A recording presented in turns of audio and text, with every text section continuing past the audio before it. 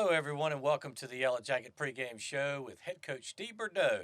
I'm Keith Womack, and I'll be your host tonight as we take a look at the Yellow Jackets 30 to 27 victory over Overhills in game number 2 of the spring football season, and we'll also look ahead to this week's conference opener against Triton. Of course, we'd like to say a special thank you to some great sponsors. It starts with Wilkinson Chevrolet, located down on Highway 87 South, from Domino's, M.R. Stoner Electric, Sheriff Tracy Carter, Carolina Firearms, and Kendall Pawn Shop, for helping bring you the Coaches Show every Tuesday night at 7 o'clock on 105.5 WFJA. And I want to remind you, we'll be rebroadcasting it again at 5:30 this Friday prior to our 6:30 kickoff. Also, right here on 105.5 WFJA. Also, want to remind you that we will be posting a video of the Coaches Show on Facebook and on the WFJA website by Wednesday at noon. I look forward to talking with Yellow Jacket head coach Steve Bordeaux and bringing you updates and previews for Yellow Jacket football. We're going to take a short break and hear from our great sponsors. We'll be right back with head coach Steve Bordeaux right after these messages. Coaches Show sponsors: Wilkinson Chevrolet in their new location on Highway 87 South. Domino's with convenient locations throughout the Lee County area. M.R. Stoner Electric, residential, industrial, and commercial electricians. Sheriff Tracy Carter, proud to support high school athletics. Carolina Firearms, your full-service firearms training and gun store. Kendall Pawn Shop, buy, sell, trade. Brick Capital Video, for all special occasions. WFJA for all your sports, FM 105.5. And welcome back to the Yellow Jacket pregame show. Again, I'm your host, Keith Womack, and of course we have head coach Steve Bordeaux with us. Coach, big victory last week, 30 to 27 over the Jaguars of Overhills. And of course now tonight against Triton, we start our conference schedule. So looking very much forward to that. But I want to talk a little bit about that Overhills game. Chris Perkins, excellent quarterback. In fact, as much as we've done football, I haven't seen a quarterback that can put the ball in between zone defenses like he did the other night. I thought an exceptional game, but as many passes as he completed, the Jacket defense came up huge. Yeah, without a doubt, I thought the defense really played well in different spurts and obviously scored some points for us. But, we knew the quarterback was a really good player for Overhills. He's a veteran kid. He's played a lot of games. Dual threat kid. I think it speaks highly of the things that they're doing there, and I think they'll have a lot of success as the season rolls on. But I was very proud of how the guys handled some adversity, and Overhill's fighting us down through the end. And at no point did I look at our guys and think that they were packing it in or were concerned about having a chance to win the game. I was very proud of just seeing the desire in their eyes that they wanted to know what they needed to do to make sure we won. Well, Lee County jumped out to an early 16-0 lead. Of course, the first possession for the Yellow Jackets was near perfect. Yeah. Went down the field, finished it off with a 3-yard touchdown run by T.J. Johnson. Extra point going for 2 was good. Jackets led 8-0, and then Will Patterson threw a 7-yard touchdown pass to Kenyon Palmer, and also going for 2. So just 5 minutes and 20 seconds into the game, Jackets are up 16-0. Of course, then Overhills scored on the final play of the first quarter to pull within 16-6 because the extra point was no good. And then again with 3:08 before halftime on a Perkins run. So Overhills didn't give up and got right back in this game. I believe it was a 16-12 or 16-13 score at the half. Yeah, I thought, Overhills did a really good job of coming back after we started off very strong. I was proud of how we come out. And then, offensively, we struggled for, the rest of the half to stay on the field. We had a quick 3-and-out. They put the defense right back in a bad spot. We had a turnover on special teams that gave them a little momentum. So we were doing things to help them keep the momentum and not doing it ourselves. So I was proud how we fought back, on defensively to keep them out of the end zone one more time right before halftime to keep us with the lead. But we have to do a little bit better job in ball security on special teams, and then obviously get some first downs on offense. Well, Coach, speaking of that Lee County defense, they took control in the third quarter, and JoJo Jennings or Darion Jennings intercepting a Perkins screen pass on the first play of the second half offensively for Overhills and went 30 yards for the score. And 3 possessions later, T.J. Johnson recovered a fumble in the end zone for another score, and Lee County was all of a sudden up 30-13 again with 11 minutes left to play. But Overhills once again did not give up. No doubt. I think defensively we had a couple big plays and got some points on the board. I think it's 3 touchdowns now in 2 games our defense has scored, so that's awesome. I think we did a decent job on offense moving the ball in the third quarter. We flipped the field a couple times. We weren't able to put points on the board, but I was happy that we were moving the ball the way we were to at least give the defense some breaks. And the fourth quarter, Overhills did a good job of tightening it up even more. Well, speaking of the end of the game, Lee County really trying to milk the clock. I think we were down under 3 minutes. There was an attempted screen pass to be thrown, and Overhills did a great job of tipping the ball, got the interception. We're on the Lee County side of the field. 1st and 10, down 3. Right. With the ball, and their offense had been moving the ball pretty well. And of course, as we said, Chris Perkins was having a really an all-conference kind of night, I thought, throwing the ball. But the Jacket defense, again, just stiffened up and held their ground, and Yellowjackets come away with a 30-27 victory. Yeah, definitely. I think both defenses, got a lot of pressure on the quarterback. I think, a lot of sacks happened in the game on both sides. There was a lot of negative plays. So I think defensively both teams did a really, really good job. And I was proud of the way we finished the game. We had the ball at the end of the game. We were able to take knees. So that's always a good situation when we don't have to give the ball back to them and give them a chance to win. We were able to get the ball back and, finish it. I talked to the boys when we got the ball back that last time. They had called their last timeout, and I told them one of 2 things are going to happen on this series. Either we're going to finish the game with a touchdown, or we're going to finish the game taking a knee. And I was proud to see that we were able to put the game away. Well, it was an excellent win, and Coach, speaking of defense, both teams' defenses, 13 sacks total between the 2 teams in that game. And so I don't know if that was great defense or bad blocking, probably a little bit of both on both parts, but bottom line is Jackets come away with a 30-27 victory. I do want to point out Overhills is a 4A school, and it was kind of odd seeing 65 players on the sideline for Overhills, and then we look over at Lee County side and it looks so much smaller. But boy, the guys got the job done. Bottom line. Yeah, without a doubt, I'm proud of beating any team we play. At this point, being 2-0 in a season is a good thing. But now we're on the conference play when it really counts this year. Well, for Lee County, we said earlier, T.J. Johnson started the scoring off with a 3-yard run. Will Patterson then a 7-yard pass to Kenyon Palmer. Then Perkins for Overhills, an 11-yard pass to Charles. Then Perkins had a 2-yard run. This is when the Jackets were up at the half by a 16-13 score. In the second half, JoJo Jennings, a 30-yard interception return. Hernandez kick was good. T.J. Johnson, fumble recovery in the end zone. Hernandez kick was good. Perkins then a 10-yard pass to Pitts. Conversion failed. And then Perkins on a 5-yard run, 2-point conversion was good. And that was all the scoring in last week's game as the Jackets did come on top.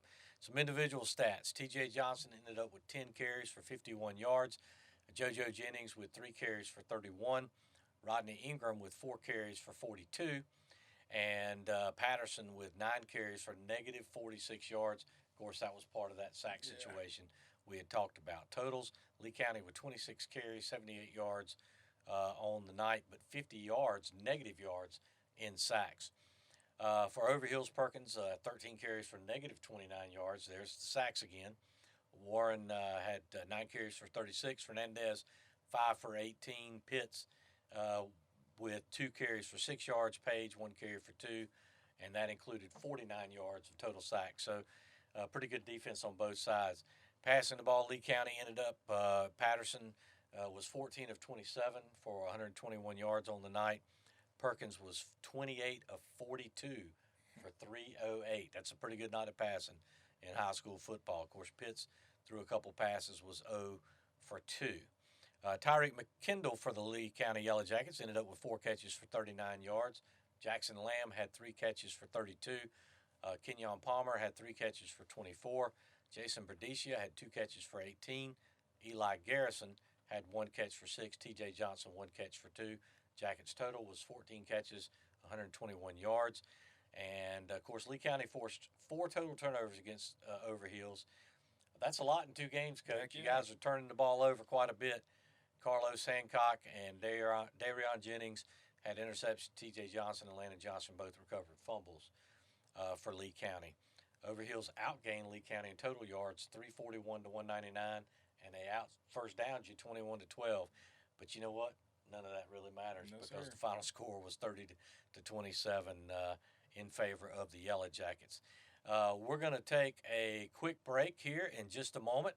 As we come back with head coach Steve Bordeaux, we're going to talk about this week's game against Triton.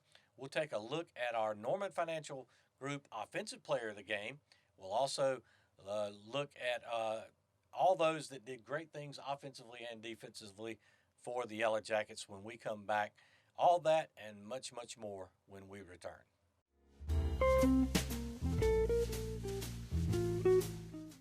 Coach's Show sponsors: Wilkinson Chevrolet in their new location on Highway 87 South. Domino's with convenient locations throughout the Lee County area. M.R. Stoner Electric, residential, industrial, and commercial electricians. Sheriff Tracy Carter, proud to support high school athletics. Carolina Firearms, your full-service firearms training and gun store. Kendall Pawn Shop, buy, sell, trade. Brick Capital Video, for all special occasions. WFJA for all your sports, FM 105.5. Welcome back once again to the Yellowjacket pregame show. I'm your host, Keith Womack, and of course we're here with Coach Steve Bordeaux. Coach, big victory last week, 2-0 on the season, and we had some big-time performers. And, of course, sponsored by the Norman Financial Group, John and I picked the offensive and defensive players of the game after the game, and I'm going to let you announce those real quick, and then we'll talk about our Wilkinson Chevrolet coach's pick for player of the game after that. Yes, sir. So the defensive player of the game, y'all went with Darion Jennings. So JoJo had the really big play, coming out of halftime. It was a good interception. And honestly, he made a couple plays on offense, too. Had a couple good runs. So JoJo was the defensive player of the game. And then Tyreek McKendall was the offensive player of the game, had several big catches to continue drives, and he also had both the 2-point conversions. So I thought he played a solid game. And if you look at it, at the end of the night, those 4 points were just as important as anything. Yeah. So congratulations to those guys. And then we have, as we said, our coach's pick for our Wilkinson Chevrolet player of the game, and that is picked, of course, once you guys have a chance to go back and check out some game film, you guys picked that, and I think a good choice for Friday night's game. Yeah, without a doubt. We had our coaches meeting this weekend watching film, and there was definitely nobody denying this one. Delmas had a heck of a game. He was all over the backfield in both games. Really, he's had several tackles for loss. He had a couple sacks. Delmas is disrupting a lot of things and really making plays for us and making things happen on defense. And he's really leading the guys. We get into a timeout late in the game, and it's really a pressure situation. And he's the guy being vocal and firing the guys up and pretty much saying, "We're about to make this play, and the next play we get a sack." So. Well, they all three played excellent games, and of course, we'd like to thank the Norman Financial Group for sponsoring our offensive and defensive player of the game, and of course, Wilkinson Chevrolet for sponsoring our coach's pick. Get their names engraved on this really nice trophy, and of course, this will be put in the trophy case over at Lee County High School.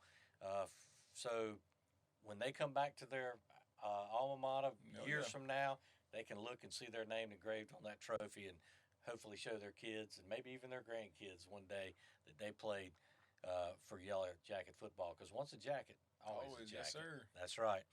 Coach, we'll talk about week number 3 opponent, Triton. Right now, 0-2 on the season, lost 20-19 last week. What have you learned about the offensive and defensive schemes, or what can you tell us about the offensive and defensive schemes that we expect to see when Triton takes the field? Offensively, they're a team that it can be somewhat tough to prepare for. I'm very thankful that we have an outstanding defensive staff led by Coach Jacobs, because we've really seen in 3 weeks 3 totally different teams. It becomes tough to prepare if you're a team that does not do a good job being organized. But Coach Jacobs and that group is going to have the boys prepared. Number 1 and number 2 for these guys are really athletic. They'll make some plays. Number 2 was a guy for him again last year. So we expect both of those guys to have their chances to make plays. But we got to shut them down and keep them to be limited. On defense, they have a really good nose guard, really good defensive line. I think that we have to do a good job on the offensive line, continue to build ourselves up and continue to grow week to week. And I'm excited to see us battle in the trenches. Top players to watch for Triton next week? Yeah, I think Friday? number 1 and 2 are definitely 2 of the guys, and big number 77 is another one. Yeah. All right. Well, we'll certainly keep our eyes out for those guys. Any injury updates for the Yellowjackets? We know that Berdicia had a little issue where he was dinged up a little bit last week, Friday night. We've got COVID, everywhere still. Anything that we can expect, any injury updates or anybody going to miss Friday night's contest for the Jackets? Yeah, so I'm hoping not. Coach Womack does a great job keeping these guys healthy and getting them treatment when they need it. Jason is a little bit banged up, and a couple guys at this point in the year, it's going into week 3. It's there's some guys got some bruises and stuff. So I'm hoping we're going to be fairly healthy tonight. But there's a couple guys that are going to be kind of game time decisions. Well, Coach, we've played 2 games. One was the Mud Bowl in 2021. Of course, we can't forget that game. Then last week, a tight contest against a really good Overhills team with a very talented quarterback. So you go into practice thinking about Triton. Now it's going to be a whole different type of offense, whole different defensive scheme. Talent level is going to be a little bit different. How do you go into this week's, or tell us what you guys have done this week to prepare and practice? For us, it always starts about us. What can we do to get better? We watched the film from last week, and we always coach, our scheme and the fundamentals of our offense and our defense and our special teams to get better at that, and then we start worrying about what the other team can do. So for us, it's just us getting better weekly. The scheme may change, the team we play, but if we can't do our base offense and our base defense and things on special teams, well, it doesn't matter. So we just try to tighten those things up at the beginning of every week. Yeah, I know, Coach, every week's got to be different. I know a lot of it's going to depend on your opponent and how you prepare. This Yellowjacket, team has got a lot of experience, but they're still young. Right. You got a lot of guys that were playing last year as freshmen and sophomores. I said last year, 2019, actually goes back that far. But tell us a little bit about some of these kids that have come up in the maturity since that 2019 season.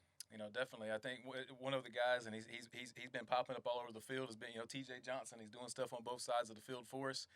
He played a little bit in that 2019 season, but he was really the stud of JV.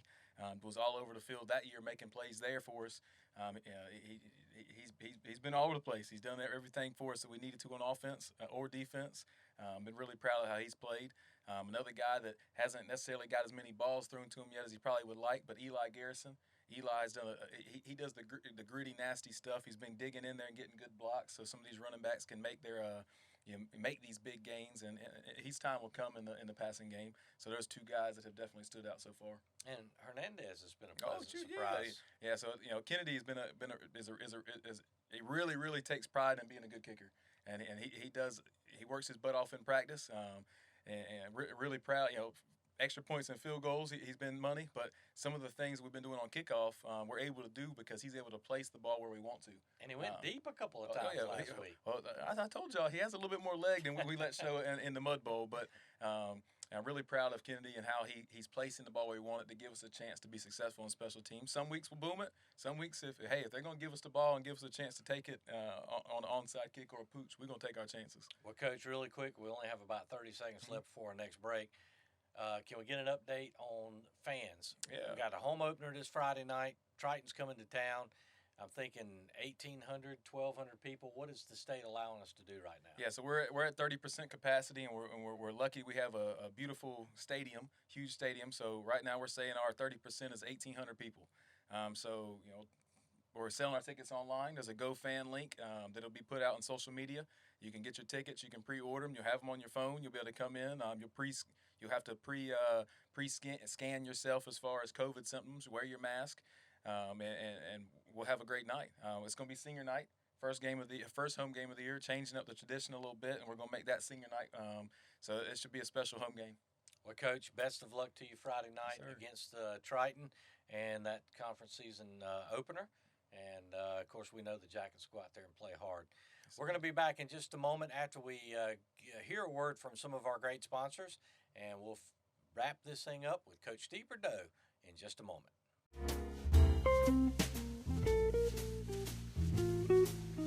Coach's show sponsors: Wilkinson Chevrolet in their new location on Highway 87 South.